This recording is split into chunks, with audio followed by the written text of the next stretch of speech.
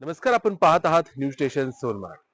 कराडमधील कायदा व सुव्यवस्था अधिक बळकट करण्याच्या अनुषंगाने विविध पायाभूत सुविधा उभारण्यासाठी 125 कोटीच्या निधीची मागणी भाजपाचे जिल्हाध्यक्ष तथा आमदार डॉक्टर अतुल बाबा भोसले यांनी मुख्यमंत्री देवेंद्र फडणवीस यांच्याकडे केली आहे.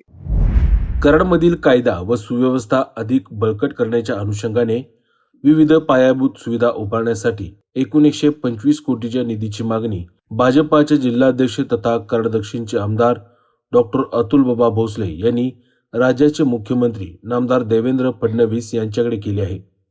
सातारा येथे वृंदावन पोलीस टाउनशिपच्या उद्घाटनानिमित्त मुख्यमंत्री आले असता आमदार डॉक्टर अतुल बाबा भोसले यांनी हे निवेदन दिले. कराडमधील वाढती लोकसंख्या, वेगाने होत असलेले शहरीकरण आणि त्यातून निर्माण होणाऱ्या कायदा व सुव्यवस्थेच्या आव्हानाचा विचार करता पोलीस यंत्रणा अधिक सक्षम करणे अत्यावश्यक आहे. या पार्श्वभूमीवर कराड शहर व तालुक्यातील विविध ठिकाणी गरजेनुसार नवीन पोलीस चौकी उभारणे, पोलीस कर्मचाऱ्यांच्यासाठी गार्ड रूमची सुविधा निर्माण करणे, उपजिल्हा कारागृह, सब जेल उभारणी, अत्याधुनिक शस्त्रागारांची व्यवस्था तसेच अधिकारी व कर्मचाऱ्यांसाठी सुसज्ज निवासस्थाने उभारण्याची आवश्यकता आहे. यासाठी एकूण 125 कोटीच्या निधीची आवश्यकता असून सक्षम पायाभूत सुविधा उपलब्ध झाल्यास नागरिकांच्या सुरक्षिततेसह कायदा सुव्यवस्था अधिक प्रभावीपणे राखता येईल.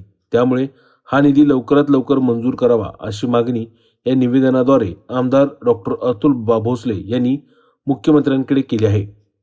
या मागणीबाबत सकारात्मक प्रतिसाद दर्शवित मुख्यमंत्र्यांनी कराडमधील पोलीस यंत्रणा अधिक सक्षम करण्याच्या दृष्टीने पायाभूत सुविधा उभारण्यासाठी शासन स्तरावर आवश्यक कारवाई करण्याची ग्वाही दिली. यावेळी सार्वजनिक बांधकाम मंत्री नामदार शिवेंद्रसिंह राजे भोसले, ग्रामविकास मंत्री नामदार जयकुमार गोरे, पालकमंत्री नामदार शंभूराज देसाई व इतर मान्यवर तसेच अधिकारी उपस्थित होते.